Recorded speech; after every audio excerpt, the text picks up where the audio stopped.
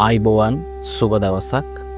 මේ වීඩියෝ එක තුළින් ශාස්ත්‍රීය ලේඛනය පිළිබඳව ඒ වගේම නිවැරදිව රචනාවක් ලියන විදිහ, රචනාවක අන්තර්ගතයන් කෙසේ විය යුතුද පිළිබඳව, ඒ වගේම ප්‍රවාද කේන්ද්‍රීය ලේඛනයක් නිවැරදිව සහ රසවත්ව ඉදිරියට පවත්වාගෙන යන්නේ කොහොමද, මොකක්ද ප්‍රවාදය කියලා කියන්නේ, එතකොට අපි තොරතුරු ජනනය කරගන්න 5W&H කියන මෙතඩ් එක මොකක්ද, විචාරශීලී චින්තනය, සොක්‍රටික විධික්‍රමය, භාවාර්ථ රචනය, සාරාංශකරණය පිළිබඳව මෙන්ම කියවීමේදී අපි භාවිතා කරන SQ&3R මෙතඩ් එක මොකක්ද යන මාතෘකා පිළිබඳව සරල සාකච්ඡාවක නැත්නම් සංවාදයක ඔබත් සමග නිරත වීමට බලාපොරොත්තු වෙනවා.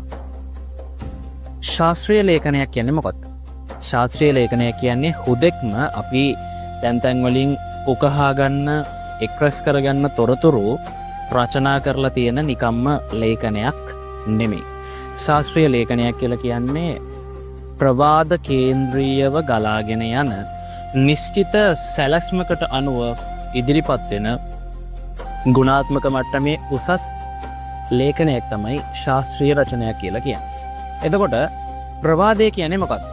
ප්‍රවාදය කියලා කියන්නේ ඔබ දරන නැත්නම් ඔබ මාතෘකාව ඔස්සේ රචනා කරගෙන යන සංකල්පය පිළිබඳව තර්කානුකූල ප්‍රවේශයක් තමයි ප්‍රවාදය කියලා කියන්නේ.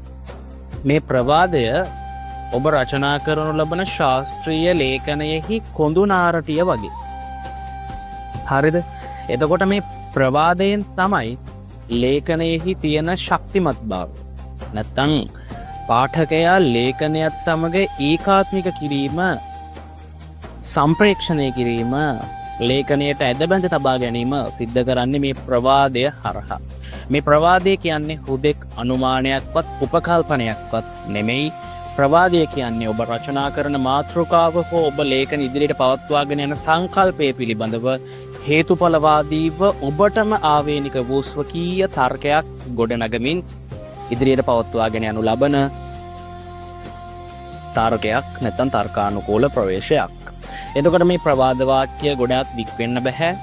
සංක්ෂිප්ත වෙන්න ඕනේ. මේ ප්‍රවාදය සරල වෙන්න ඕනේ. ඒ වගේම උපමා, රූපක, අතිශයෝක්ති ඒ ගුණ වැයුම් වලින් තොර වෙන්න ඕනේ ප්‍රවාදයක් කියන එක.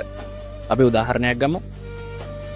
ක්ෂණික ආහාර පිළිබඳව ඔබ වාර්තාවක් ලියාගෙන යනවා. මේක ශාස්ත්‍රීය ලේඛනයක්.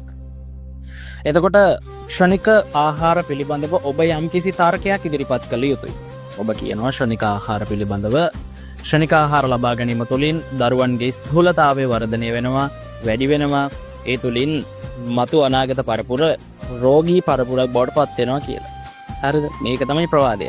ඔබ මේ ප්‍රවාදය ඔස්සේ තමයි ඔබේ ලේඛනය ඉදිරියට පවත්වාගෙන යාම සිදු කළ යුත්තේ. එතකොට ඔබේ සමස්ත ලේඛනය දිහා බැලුවහම සමස්ත ලේඛනය තුළ 5W&H කියන ක්‍රමය භාවිතා කිරීම ඉතාමත් වැදගත්. ඒ කියන්නේ තොරතුරු ජනනය කිරීම සඳහා මේ 5W&H කියන මෙතඩ් එක අපිට ඉතාමත් යූස්ෆුල් වෙනවා. හරිද? එතකොට මේ තුලින් තොරතුරු ජනනය කරලා ඔබ ඔබේ සමස්ත ලේඛන ඉදිරියට පවත්වාගෙන යද්දී උසස් මට්ටමේ ලේඛනයක් ඔබට නිර්මාණය කිරීමට හැකියාවක් ලැබෙනවා. මොකද්ද 5W&H කියලා කියන්නේ? 5W&H කියලා කියන්නේ what, where, why, when, who and how. හරිද? එතකොට අපි ක්ෂණික ආහාර පිළිබඳවම ගමුකෝ කතාබහ. එතකොට මේ සම්බන්ධ තොරතුරු ඔබ ජනනය කිරීමේදී මෙන්න මේ 5W&H කියන කරුණු පහට පිළිතුරු හොයාගෙන ගියොත් මේ ක්ෂණික ආහාර කියන මාතෘකාව යටතේ ඔබට ශාස්ත්‍රීය ලේඛනයකට අදාළ සියලු තොරතුරු සාක්ෂි දත්ත උත්පාදනය කර ගැනීමේ හැකියාවක් ලැබෙනවා. එතකොට what කියන එක ගමුකෝ. what කියන්නේ මොනවද? එතකොට ක්ෂණික ආහාර. හරිද? where කොහෙද ක්ෂණික ආහාර තියෙන්නේ? හරිද? මොන සමාජ මට්ටම් වලද මේක යූස් වෙන්නේ? හරිද? එතකොට who කවුද මේ ක්ෂණික ආහාර වැඩිපුර හෝ අඩුවෙන් හෝ භාවිතා කරන කට්ටිය? හරිද? when මේ ක්ෂණික ආහාර සමාජයට පුරුදුනේ කුමන කාල සීමාවෙද? හරිද? එතකොට why ඇයි මේ ක්ෂණික ආහාර ගන්න මිනිස්සු? how ක්ෂණික ආහාර වලට මිනිස්සු පෙළඹුණේ කොහොමද? නැත්නම් ක්ෂණික ආහාර ගන්නෙ කොහොමද? ක්ෂණික ආහාර හදන්නේ කොහොමද, මේක අපේ ජීවිතයට බලපාන්නේ කොහොමද, ඔය වගේ මේ ප්‍රශ්න 5ට පිළිතුරු සපයා ගැනීම තුළින් අදාළ ශාස්ත්‍රීය ලේඛන සඳහා තොරතුරු උත්පාදනය කර ගැනීමට ඉතාමත් පහසුයි. එතකොට ප්‍රවාද කේන්ද්‍රීයම මේ 5WNH කියන මෙතඩ් එකට අනුකූලව තොරතුරු උත්පාදනය කර ගැනීම තුළින් ඔබ ලේඛනයේ නිර්මාණශීලී ලෙස ඉදිරියට පවත්වාගෙන යාමට හැකියාවක් ලැබෙනවා. එතකොට මේ ප්‍රවාද වාක්‍යයක් ගොඩනැගීමේදී නැත්නම් මේ ප්‍රවාදයක් නිර්මාණය කිරීමේදී පිදුරු මිනිසා ස්ට්‍රෝමෑන් කියන කන්සෙප්ට් එකෙන් අපි මිදෙන්න ඕනේ. පිදුරු මිනිසා කියලා කියන්නේ අපි සාමාන්‍යයෙන් පුද්ගලයෙක් පණ තියෙන සවිමත් පුද්ගලයෙක් සමග සටන් කිරීමේදී යම්කිසි එෆර්ට් එකක් දාන්න ඕනේ. ඒ වගේම හරි ශක්තියක් යනවා. ඊටමත් ශක්තිමත් ලෙස ඒ දෙදෙනා අතර සටන යනවා. දැන් පිදුරු මිනිසා කියන්නේ නැත්නම් පඹයා ගමුකෝ. මේ පඹයා කියලා කියද්දී අපිට ශක්තිමත් මිනිසෙක් හම්බෙන්න එහා පැත්තේ නිකන් පිදුරු ගොඩකින් හදපු පඹයෙක් අපිට කැමති විදිහට එක කඩු පහරකින් වුණත් ඒ පඹයව විනාශ කරලා දාන්න පුළුවන්. එතකොට ප්‍රවාද වාක්‍යයක් නැත්නම් ඔබේ ලේඛනය තුළ ඔබ නිර්මාණය කරන තර්කයක් මේ වගේ පහසුවෙන් බිඳලා දාන්න පුළුවන් වෙන විදිහේ ඇටැක් එකක් නොවිය යුතුයි. ඒ කියන්නේ මීට පෙර කවුරුන් හෝ ඉදිරිපත් කරලා තියෙන ප්‍රවාදයක්ම වෙනස් කරලා ඔබ රචනා කිරීම තුළින් එය දුබල ප්‍රවාදයක් බවට පත් වෙනවා. හරිද? උදාහරණයක් විදිහට ගත්තොත් චතුරාර්ය සත්‍ය පිළිබඳව කිරිබත්ගිර ඥානানন্দ හාමුදුරු ඉදිරිපත් කරලා තියෙනවා. චතුරාර්ය සත්‍ය කියන එක පොතකට විතරක් අන්තර්ගත වෙලා නොතිබිය යුතුයි. ඒක ජීවිතේ පුරුදු කළ ගත යුතු ගුණාංගයක් කියලා. එතකොට ඔබ චතුරාර්ය සත්‍ය පිළිබඳ යම්කිසි ලේඛනයක් කරනවා නම් මේකට ඇටැක් කරලා ප්‍රවාදයක් ලියන එක නෙමෙයි ඔබෙන් විය යුත්තේ. ඒ කියන්නේ චතුරාර්ය සත්‍ය මේ හාමුදුරුවෝ මෙහෙම කියලා තියෙනවා. හැබැයි මම නම් කියන විදිහට චතුරාර්ය සත්‍ය පිළිබඳව අපි දැනගෙන හිතීම හරි වැදගත් කියන එක නෙමෙයි ඔබේ ප්‍රවාද වාක්‍ය විය යුත්තේ. ඒක තමයි පිදුරු මිනිසා සංකල්පය කියලා කියන්නේ. ඒ කියන්නේ කවුරුන් විසින් හෝ ඉදිරිපත් කරලා තියෙන ප්‍රවාදයක් ඔබ විසින් ඝට්ටණයකට ලක් කරලා ඒකට ඇටැක් එකක් දීලා අලුතින් ඔබ නිර්මාණය කර ප්‍රවාදයක්සේ විදහා දැක්වීම සුදුසු නෑ. ඒක ඇවිල්ලා දුබල ප්‍රවාද ලක්ෂණයක්, නැත්නම් ඒක දුබල ප්‍රවාදීය තර්කයක්. මේ තුලින් ඔබට සාර්ථක ලේඛනයක් සිදු කිරීමට හෝ ඔබට ඔබේ ලේඛනය තුලින් නව අදහසක්, සංකල්පයක්, තොරතුරු ප්‍රමාණයක් ජනනය කිරීමට හැකියාවක් ලැබෙන්නේ නැහැ. එතකොට පිදුරු මිනිසා කියන්නේ මෙන්න මේ සංකල්පය. හරිද? අපි දැන් 5WNH පිළිබඳව කතා කරා, ප්‍රවාදය පිළිබඳව කතා කරා, පිදුරු මිනිසා පිළිබඳව කතා කරා. එතකොට අපි කොහොමද රචනාවක් සාර්ථකව ලියාගෙන යන්නේ? හරිද? රචනාවක් කියලා කියන්නේ සාමාන්‍ය විදිහේ ශාස්ත්‍රීය ලේඛනයක්ම ගමුකෝ. මේකත් රචනාවක්නේ. එතකොට මේ රචනාවකදී අපි ඉස්සෙල්ලා ලියනෝනේ හැඳින්වීමේ ඡේදයක්. හරිද? ඒ කියන්නේ ඔබ රචනා කරනු ලබන සමස්ත රචනාව පිළිබඳව නැත්නම් ඔබේ මාතෘකාව පිළිබඳව කෙටි හැඳින්වීමක්. ඒ කියන්නේ කියවන පුද්ගලයාට මේකෙන් කියන්නේ මේ සම්බන්ධ තොරතුරු කියලා වැටහෙන පරිදි හැඳින්වීමක් ලිවීම අනිවාර්යයි. ඔබේ මාතෘකාවට සමගාමීව. හරිද? අපි ගත්තොත් අටලෝ දහම පිළිබඳව ඔබ අටලෝ දහම් පිළිබඳ යම්කිසි ලේඛනයක් වාර්තාවක් ලියාගෙන යනවන ශාස්ත්‍රීය මට්ටමේ ඔබ ඒ සම්බන්ධව හැඳින්වීමක් කළ යුතුයි. අටලෝ දහමෙහි පසුබිම සන්දර්භය සම්බන්ධව ඔබ යම්කිසි දුරකට හැඳින්වීමක් සිදු කිරීම වැදගත්. හරිද? එතකොට කියවන පුද්ගලයා දන්නවා මේ අටලෝ දහම සම්බන්ධ තමයි මේකෙන් කියන්නේ, අටලෝ දහම කියන්නේ මේ වගේ දෙයක් කියලා යම්කිසි හැඳින්වීමක් ඒ සමස්ත මාතෘකාව පිළිබඳව පාඨකයා දැනුම්පත් වීමක් වෙනවා. ඊට පස්සේ හැඳින්වීමේ අගට ඔබේ ප්‍රවාදය එකතු කරනවා. ඔබ අටලෝ දහම් පිළිබඳව නිර්මාණය කරගත් ප්‍රවාදය එකතු කරනවා. හරිද? අපිට පුළුවන් ඕනනම් අටලෝ දහම කියලා කියන්නේ නිවන් මගෙහි දොරටුව කියලානේ. දැන් සාමාන්‍ය මේකේ තියෙන්නේ, සාමාන්‍ය විවාහරේ තියෙන්නේ. එතකොට පුළුවන් අපිට අටලෝ දහමට නව ප්‍රවාදයක් ඉදි කරන්න. අටලෝ දහම පුද්ගලයාගේ ජීවිතේ කැඩපතක් බඳුය. හරිද? ඒ වගේ අලුත් ප්‍රවාදයක් නිර්මාණය කරලා, හැබැයි මේ ප්‍රවාදය අර්ථ ශූන්‍ය ප්‍රවාදයක් වෙන්න බෑ. එතකොට ඔබ මේ ප්‍රවාදය ඔස්සේ තමයි ඔබේ ශාස්ත්‍රීය ලේඛනය කරගෙන යන්න ඕනේ. අර 5WNH කියන කන්සෙප්ට් එකට අනුව තොරතුරු ටික හොයලා ඔබේ ලේඛන ඉදිරියට පවත්වාගෙන යන්න ඕනේ. ඇයි අපි එහෙම කියන්නේ? අටලෝ දහම කියන්නේ ඇත්තටම මොකක්ද? හරිද? අටලෝ දහම කොයි කාල සීමාවෙදිද ලෝකයට හඳුන්වා දුන්නේ? කවුරුන් විසින්ද හඳුන්වා දුන්නේ? එතකොට මේක කොහොමද පුද්ගලයාගේ ජීවිතේ කැඩපතක් කියලා කියන්නේ? හරිද? අන්න ඒ වගේ ඔබ ගන්න ප්‍රවාදයට අනුව තොරතුරු ටික ඉස්සරහට පවත්වාගෙන යා යුතුයි. එතකොට ප්‍රවාදය අපි හැඳින්වීමේ අගට තමයි දාන්නේ. හරිද? එතකොට රචනාවේ අන්තිම ඡේදය නිගමනය. නිගමනයේදී වෙන්නේ ඔබ ලබාගත් මාතෘකාව පිළිබඳ නැත්නම් ඔබ තෝරාගත් මාතෘකාව පිළිබඳව ඔබ දත්ත සාක්ෂි සහිතව රචනා කරගෙන ආපු මේ අවසානය ලේඛනයේ අවසානය ඔබ යම්කිසි නිගමනයකට සමාලෝචනයකට එනවා. මෙතෙන්දී ඔබේ ස්වකීය මතයක් ඔබේ ස්වකීය තීරණයක් උකහා දැක්වීම ඉතාමත් වැදගත්. ඒක සාර්ථක ලේඛනයකදී වෙන්න පුළුවන් දෙයක්. ඔබ ඔබේම මතයක් මේ අටලෝ දහම සම්බන්ධව ඉදිරිපත් කරනවා. 5WNH කියන කන්සෙප්ට් එකට ඔබ තොරතුරු ටික රැස් කරගෙන ලියාගෙන ආවා. හරිද? අන්තිම ඡේදයේදී ඔබ ඔබේ මතයක් සමාජගත කරනවා නිගමනය හරහා අටලෝ දහම් පිළිබඳ ඔබ දකින්න ස්වකීය දෘෂ්ටි කෝණය. ඔබ මැදහත් යනක ඉඳලා ඒක සමාජයේ මොනවා කිව්වද කියන එක ඔබට දාලා නැහැ. ඔබේ මතයක් ඔබ දරනවා ඔබ ඉදිරිපත් කරන නිගමනය හරහා. මේක තමයි නිගමනය කියලා කියන්නේ. එතකොට මේ හැඳින්වීමයි නිගමනයයි මම ඉස්සෙල්ලා කතා කරේ අන්තර්ගතයේ කතා කරන්න කොටස් කීපයක් අපිට තියෙන නිසා. එතකොට මේ අන්තර්ගතයේදී ප්‍රධාන වශයෙන් අපි දත්ත එක්රැස් කිරීමක් තමයි කරන්නේ. කියන්නේ ශරීරය රචනාවේ දේහය ගත්තහම මේකෙදි ප්‍රධාන වශයෙන් දත්ත එක්ස්ප්‍රෙස් කිරීමක් තමයි සිද්ධ වෙන්නේ. එතකොට මේ දත්ත එක්ස්ප්‍රෙස් කිරීමකදී අපි සාරාංශකරණය කරනවා, උපුටා ගැනීම, උද්දෘත දැනීම, භාවාර්ථ රචනයෙහි නිරත වෙනවා. මේ වගේ දේවල් කරනවා ලේඛනයෙහි පැවැත්ම සහ ඔබ පවසන තොරතුරු ස්ථාපිත කිරීම නැත්නම් සාක්ෂි සහිතව පෙන්වීමේ අරමුණින් යුක්තව. හරිද? එතකොට මේ සාරාංශකරණය කියන්නේ මොකක්ද? සාරාංශකරණය කියලා කියන්නේ කොහේ හරි ඔබ පොතකින් දකිනවා දෙයක් නැත්නම් කොහේ හරි දිග විස්තරයක් තියෙනවා. ඔබේ මාතෘකාව සඳහා ඒක සමගාමී වෙනවා. ඔබ අර සමස්ත අර්ථය අර ඔබ ගන්න මූලාශ්‍රයෙහි තියෙන සමස්ත කොටස පිළිබඳව කියවලා ඒ සමස්ත අර්ථය ඔබේ වචනයෙන් රචනා කරනවා. ඔබේ වචනේ රචනා කරනවා කියලා කියන්නේ අර පොතේ තියෙන කොටස් අයින් කළා නෙමෙයි. ඒකේ තියෙන උපමා රූපක ආප්තෝපදේශ වගේ දේවල් ඉවත් කරලා ඒකෙන් ගන්න පුළුවන් හරය අරගෙන ඔබේ රචනයට ඇතුළත් කිරීම තමයි සාරාංශකරණය කියලා කියන්නේ. හරිද? නැතුව අර පොතේ තියෙන වචන එහෙම් පිටින්ම අයින් කරලා සියල්ල ඔබේ වචනේ ලියනවා කියන එක නෙමෙයි. එතකොට උපුටා ගැනීමකදී වෙන්නේ කවුරුන් හෝ විද්වතෙකු හෝ පුද්ගලයෙකු විසින් හෝ සමාගමක් විසින් ප්‍රකාශ කරනු ලබූ දෙයක් ඒ අයුරින්ම කිසිදු වෙනස් කිරීමකින් තොරව ඒ වචන ඒ අයුරින්ම උපුටන ඔස්සේ දැක්වීම. ඔබේ මාතෘකාවට සමගාමීව. හරිද? උද්දෘත කියලා කියන්නේ ඒවා.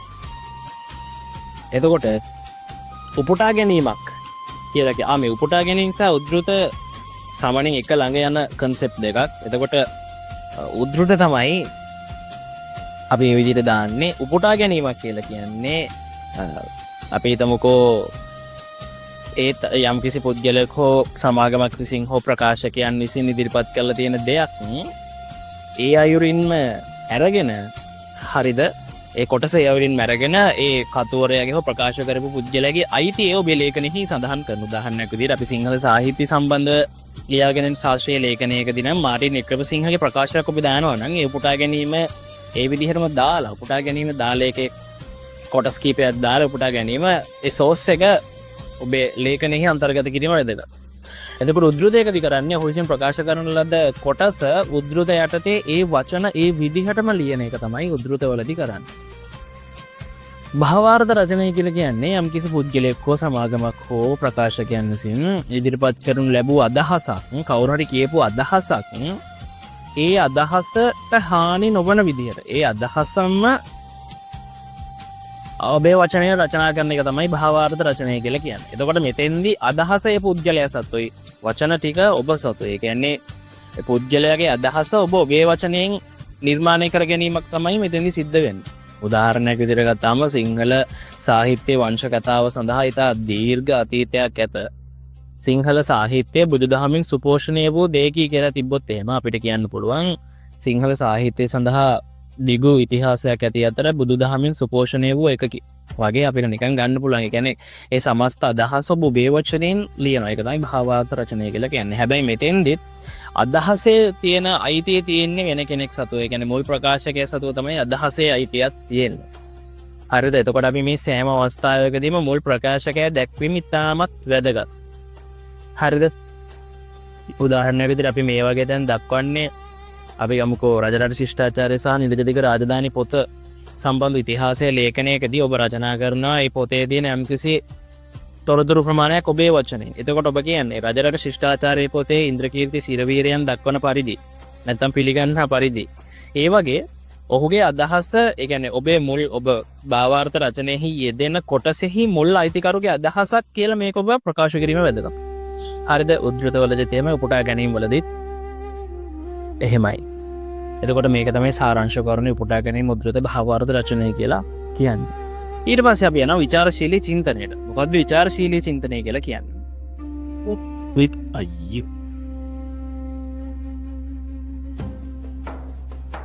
විචාරශීලී චින්තනය කියලා කියන්නේ ඔබ යම්කිසි සංකල්පයක් හෝ අදහසක් පිළිබඳව තොරතුරු ජනනය කිරීමේදී හෝ ඒකාත්මික වීමේදී ඒ අයුරින්ම ගන්න එක නෙමෙයි තාර්කයකට අනුකූලව හේතුඵලවාදයට අනුකූලව සාක්ෂි සටහන් විමසමින් සත්‍යාසත්‍යතාවයේ විමසමින් ඒ තොරතුරු වෙත ප්‍රවේශ වීම තමයි විචාරශීලී චින්තනය කියලා කියන්නේ.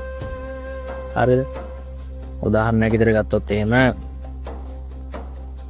කවුරු හරි පෝස්ට් එකක් ෂෙයා කරනවා අන්නාසි ගන්න එපා ඒක අසාත්මිකතාවයට හේතු වෙනවා කියලා. එතකොට ඔබ ඒ පෝස්ට් එකේ තියෙන මේක වෛද්‍යවරයෙක් කිව්වේ කියලාත් තියෙනවා. එතකොට මේක වෛද්‍යවරයෙක්නේ කියලා තියෙන්නේ කියලා ෂෙයා කරන එක නෙමෙයි විචාරශීලී චින්තකයෙකුගේ ස්වභාවය.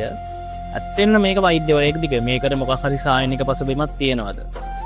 හරිද? මේකට පරිේශන මොන හරි කරලා තියෙනවද? මේකට කවුරු හරි ඇත්තටම නිලලත් වෛද්‍යවරයෙක්ගේ ප්‍රකාශයක්ද මේක? හරිද? මේකෙන් කාට හරි හානි වෙනවද? මේක කාගේ හරි උගුලක් දුප්පර වැට්ටියක් වගේ පිළිබඳව ඒ වගේ ක්ෂේත්‍ර පිළිබඳව හොයලා ඒ පෝස්ට් එක ෂෙයා කරනවා. ඒක තමයි විචාරශීලී චින්තනය කියලා කියන්නේ. ඔකටම විචාරශීලී චින්තකයෙකු සතු ලක්ෂණ කීපයක් අපිට අඳුර ගන්න පුළුවන්. ප්‍රධානම වශයෙන් ගත්තාම මෙයා ප්‍රශ්න කරන කෙනෙක්. හරිද? ප්‍රශ්න කිරීම කියන එක අපිට ගන්න පුළුවන්. ඒ කියන්නේ මෙයා ප්‍රශ්න කරනවා ඇයි මේ දේ මෙහෙම වෙන්නේ? හරිද? අපි යදමුකෝ ක්‍රිස්තුපූර්ව 6 වෙනි සියවසේ කාන්තාව පිළිබඳව ඔබ රචනයක් ලියාගෙන යනවා. හරිද? එතකොට ඒකට තොරතුරු හොයන්න ඕනේ ඔයා. එතකොට ඒක විචාරශීලී චින්තනය යටතේ තොරතුරු අපිට හොයන්න පුළුවන්. එතකොට අපේ ලේඛනයේ ඊටමත් රසවත් විදිහට සහ ගුණාත්මක මට්ටමින් ඉහළ තැනක තියලා ලියන්න පුළුවන්. ඒ කියන්නේ ඇයි ක්‍රිස්තුපූර්ව 6 වෙනි සියවසේ පිළිමේ 6 වෙනි සියවසේ කාන්තාව පහත් ලෙස සලකවුවේ? නැත්නම් ඒ කාන්තාව මොන වගේ සමාජ තත්ත්වයක් දැයට තිබ්බේ? ආදි වශයෙන් ප්‍රශ්න කරනවා. ඒ ප්‍රශ්න කිරීම තුළින් තර්ක කිරීම තුළින් නව තොරතුරු උත්පාදනය වෙනවා. හරිද? අර හැංගිලා තියෙන දේවල් උඩට ඉලිප්පලා එනවා ප්‍රශ්න කිරීම තුළින්. ඊට පස්සේ විශ්ලේෂණය කිරීම. හරිද? ඒ කියන්නේ අපි ගන්න සමස්ත මාතෘකාව කුඩා කුඩා කොටස් වලට වෙන් කරලා විශ්ලේෂණය කරනවා. දැන් අපි ගත්තොත් එහෙම 2000ට පෙර පැවති සමාජ තත්ත්වය සහ 2000ට පසු තියෙන සමාජ තත්ත්වය නැත්නම් සංස්කෘතික පරිවර්තනය පිළිබඳව ගත්තොත් එහෙම අපි විශ්ලේෂණය කරනවා. ඒක නැත්නම් කොටස් වලට බෙදනවා. 2000ට පෙර තිබ්බ සංස්කෘතියේ තරුණයන් හැසිරුණ ආකාරය කොටසක්. ඊට පස්සේ වැඩිහිටියන් හැසිරුණ ආකාරය. 2000ට පෙර 2000ට පසු තත්ත්වයේ තරුණයන් හැසිරෙන ආකාරය, ඔවුන්ගේ රුචි අරුචිකම්. වගේ මේ කොටස් මාතෘකා කීපයකට කඩාගෙන ඒ එක් මාතෘකාව ඔස්සේ තොරතුරු හොයලා සමස්තය පිළිබඳව අවබෝධයක් ගන්නවා. හරිද? මේක තමයි විශ්ලේෂණය කියලා කියන්නේ. එතකොට මේ තුළින් විචාරශීලී චින්තකයෙකුට පුළුවන් ඉතාමත් සත්‍ය තොරතුරු සාක්ෂි සටහන් සහිතව උකහා ගැනීමට හැකියාවක් ලැබෙනවා. හරිද? ඊට පස්සේ තමයි ප්‍රධාන වශයෙන්ම අපි හේතුඵලවාදය කියන එක ගන්න. හේතුඵලවාදය. හරිද? හේතුඵලවාදය කියලා කියන්නේ අපි මේ අවසන මාතෘකාව නැත්නම් අපි මේ නිර්මාණශීලී රචනය කරගෙන යන මාතෘකාව සඳහා අපි තෝරා ගන්න තොරතුරු නැත්නම් අපි හොයා ගන්න තොරතුරු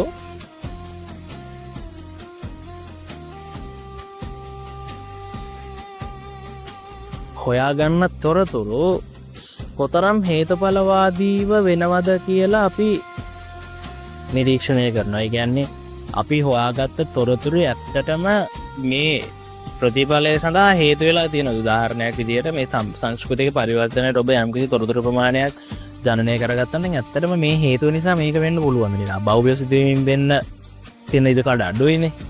හරිද?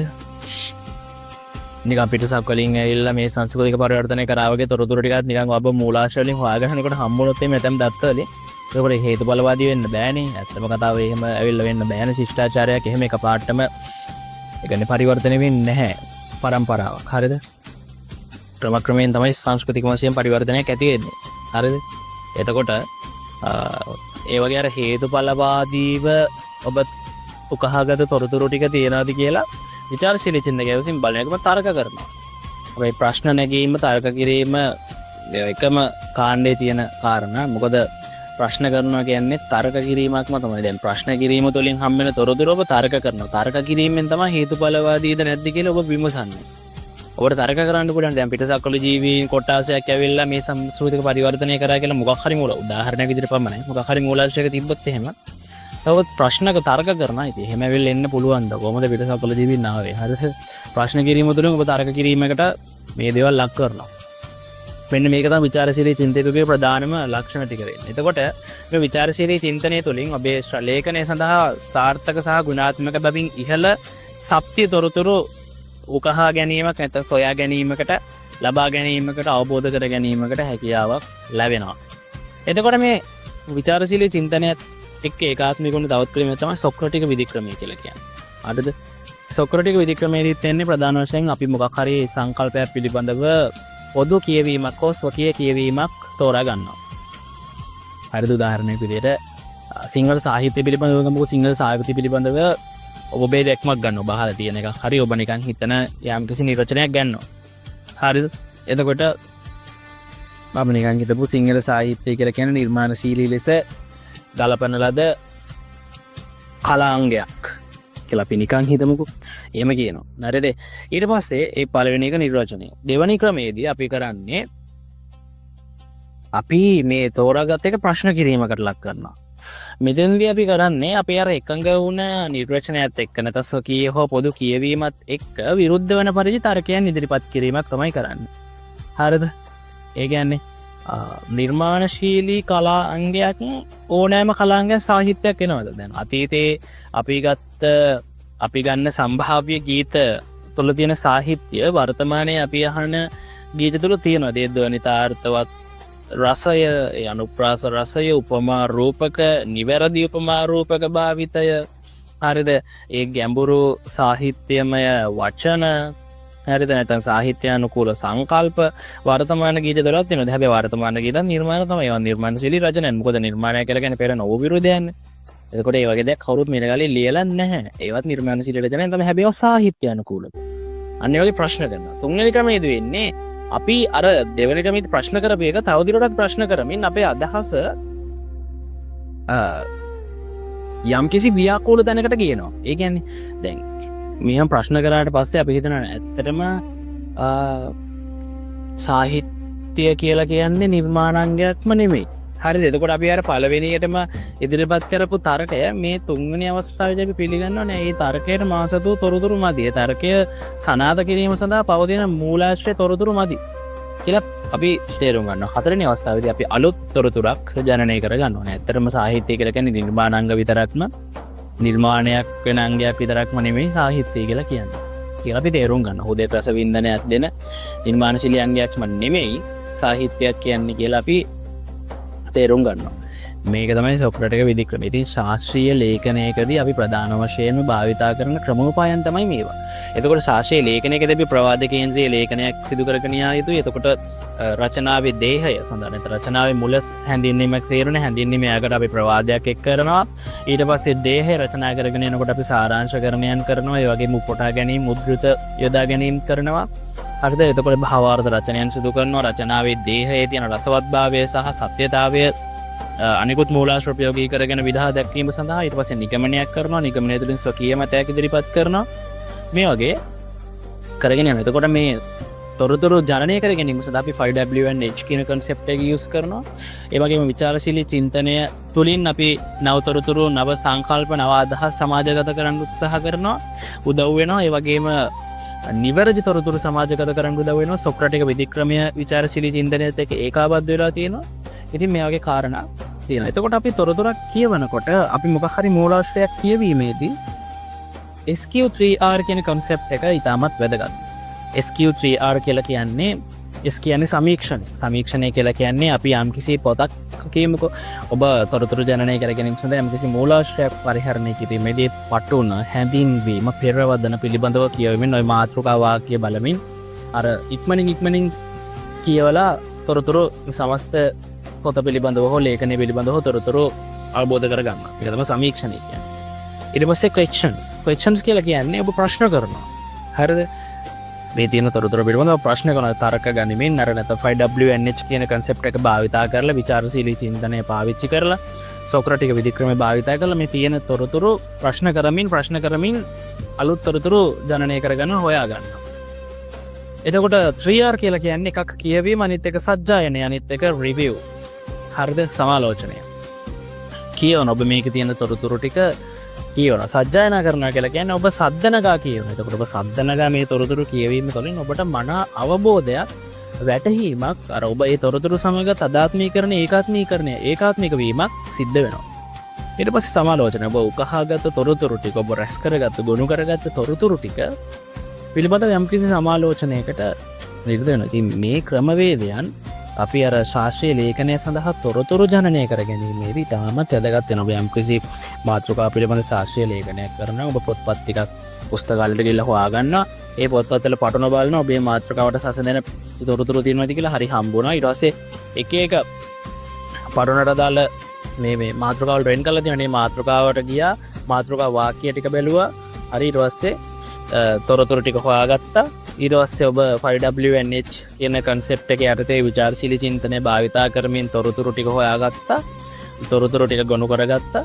ඊට පස්සේ රචනාව කරගෙන යනවා. ඔබ හයියෙන් කියවනවා, මනවින් කියවනවා. ඊට පස්සේ ඔබ රැස් කරගත්ත තොරතුරු ටික සමාලෝචනයට ලක් කරනවා. මේ ටික තමයි ප්‍රධාන වශයෙන් අපිට ශාස්ත්‍රීය ලේඛනයක් සඳහා තමත් වැදගත් වෙන්නේ.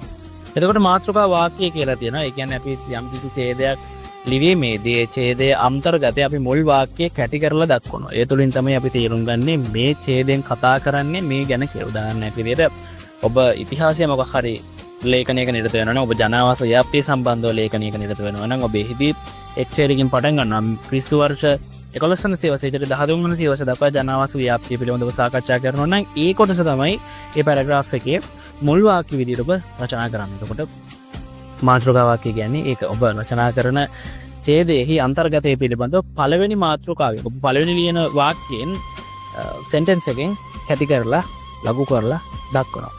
මෙච්චරයි තියෙන්නේ ශාස්ත්‍රීය ලේඛනයේදී ඔබ සැලකිලිමත් විය යුතු කාරණා පිළිබඳව.